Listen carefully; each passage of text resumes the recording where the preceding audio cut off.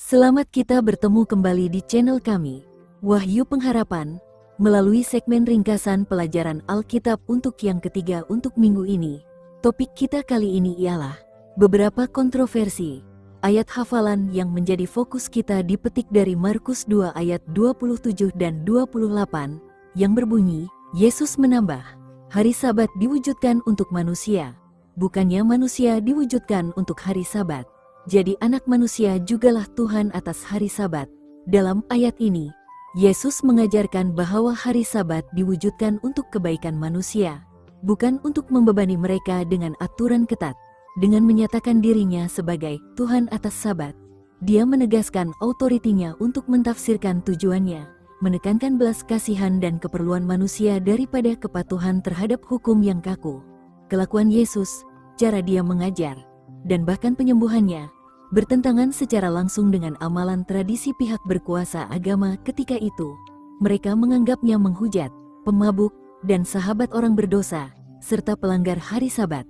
Malah, mereka menuduh Dia bekerja untuk Beelzebub. Keluarganya sendiri juga mula mempercayai bahwa Yesus telah hilang akal karena bekerja terlalu keras.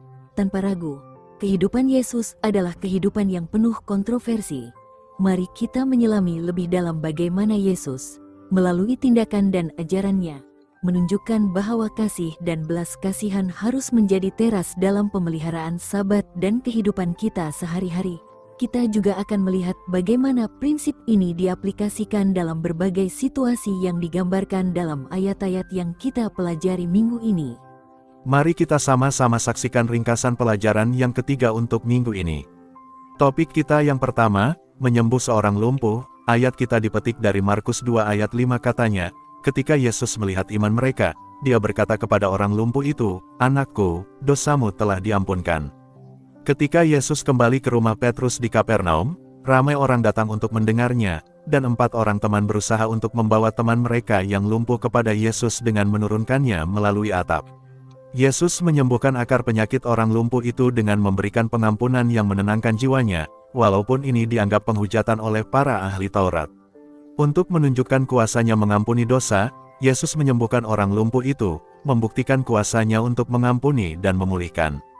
Orang ramai memuji Allah atas kuasa Yesus untuk mengampuni dosa, tetapi para ahli Taurat tetap tidak dapat menerima dan memahami bahwa Yesus dapat membaca pikiran mereka dan mengampuni orang berdosa. Topik seterusnya, panggilan kepada Lewi dan persoalan mengenai berpuasa. Markus 2 ayat 14 berkata, ketika Yesus berjalan di situ, Dia terpandang seorang pemungut cukai bernama Lewi anak Alfeus sedang duduk di tempat memungut cukai. Yesus berkata kepadanya, "Ikutlah aku." Lalu Lewi bangun mengikutnya. Tidak sukar untuk membayangkan kontroversi yang timbul ketika Yesus memanggil Lewi untuk mengikuti panggilan Lewi oleh Yesus menimbulkan kontroversi karena sebagai pemungut cukai, Lewi dianggap lebih teruk daripada seorang bukan Yahudi oleh orang Yahudi Ortodoks. Yesus makan di rumah pemungut cukai dan mengelilingi dirinya dengan mereka, menyebabkan para pengkritik mempertanyakan tindakannya. Yesus menjawab dengan logik, menekankan pentingnya mencari orang berdosa untuk diselamatkan dan mencabar mereka untuk belajar mengasihi. Jauh daripada belajar untuk mengasihi, orang Farisi menghasut murid-murid Yohanes untuk turut serta dalam kritikan mereka, dengan berkata, "Murid Yohanes Pembaptis dan murid orang Farisi sedang berpuasa, mengapa murid-muridmu tidak?" Lalu, Yesus menjawab, "Patutkah tetamu dalam jamuan perkawinan berpuasa semasa pengantin lelaki masih bersama mereka? Selagi pengantin lelaki ada bersama mereka, tidaklah mereka berpuasa." Yesus merespon dalam bentuk perumpamaan. Pertama, perumpamaan tentang perkawinan dengan satu pertanyaan. Bagaimanakah seseorang boleh berpuasa semasa majelis perkawinan berlangsung? Pengantin lelaki ialah Yesus, tetamu adalah murid-murid. Apabila Yesus mati dan dibangkitkan, barulah murid-muridnya perlu berpuasa. Kedua, perumpamaan tentang yang baru dan yang lama. Ajaran Yesus yang hidup tidak mempunyai tempat dalam ajaran tradisi orang Farisi yang mati, dan begitu juga sebaliknya. Topik seterusnya ialah Tuhan atas hari Sabat. Di dalam Mark 2 ayat 24 berkata, kemudian orang Farisi berkata kepada Yesus, "Lihatlah, mereka melakukan sesuatu yang dilarang pada hari Sabat." Orang-orang Farisi mengajarkan 39 jenis pekerjaan yang melanggar peraturan Sabat, termasuk menuai, mengupas, dan menampi bijirin, yang dilakukan oleh para murid Yesus.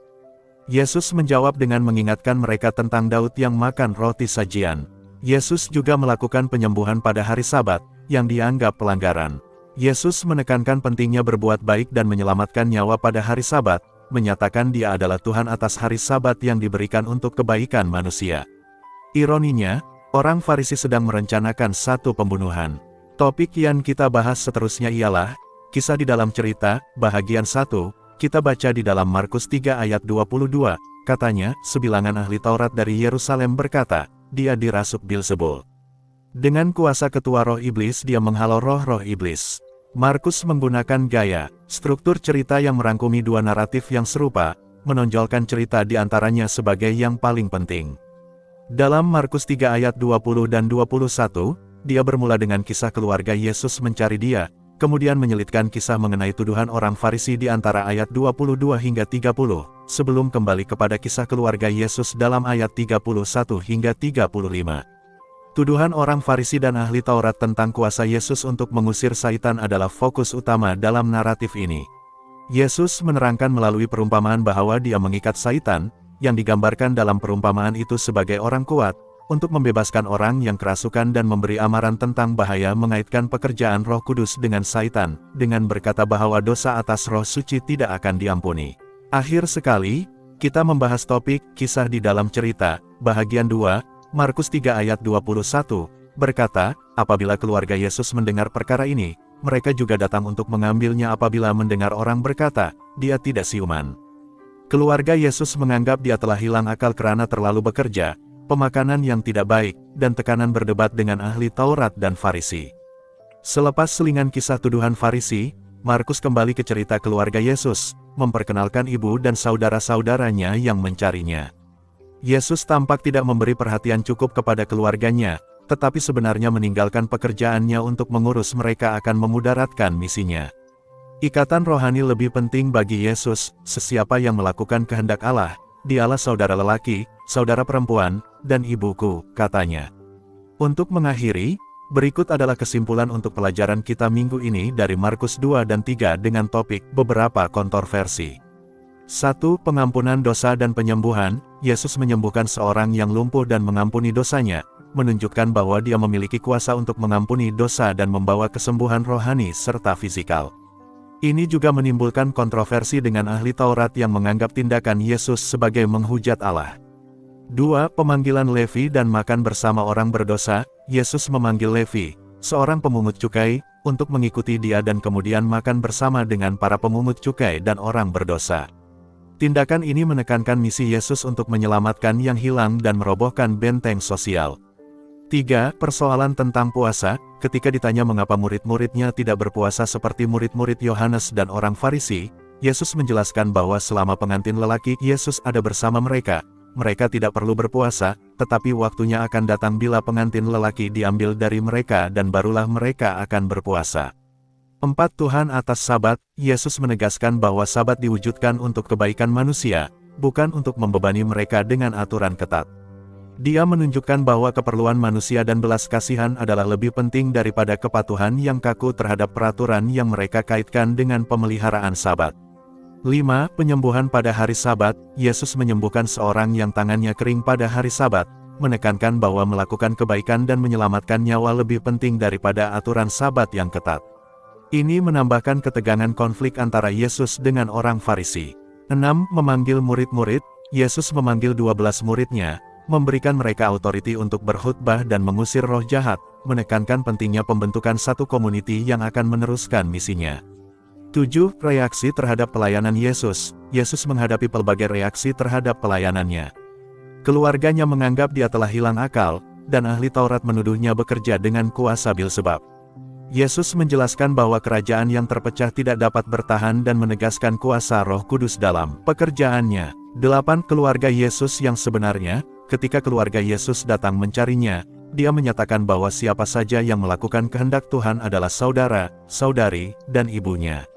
Ini menekankan bahwa hubungan rohani lebih penting daripada hubungan darah dalam kerajaan Tuhan.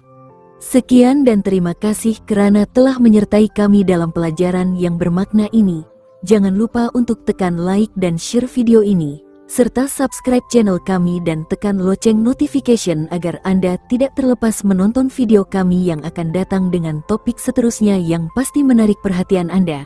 Dan marilah kita bersama-sama belajar dan menghayati ajaran Yesus dalam kehidupan kita. Jumpa lagi di pelajaran seterusnya.